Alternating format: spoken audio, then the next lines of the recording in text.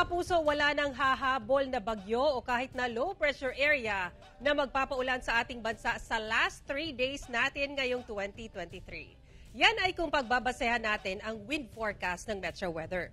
Patuloy na iiral sa ilang bahagi ng bansa ang northeast monsoon o hanging amihan. Sa ngayon, apektado pa rin ng amihan ang northern at central Luzon habang easterlies ang umiiral sa iba pang bahagi ng bansa.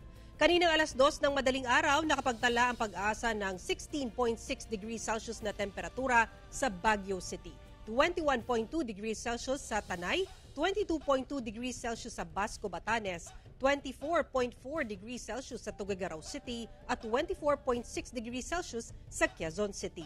Aasahang uulanin ang ilang panig ng Northern at Southern Luzon, Aurora, Visayas at Mindanao base sa rainfall forecast ng Metro Weather. Posible ang heavy to intense rain sa ilang lugar na maaaring magdulot ng baha o landslide.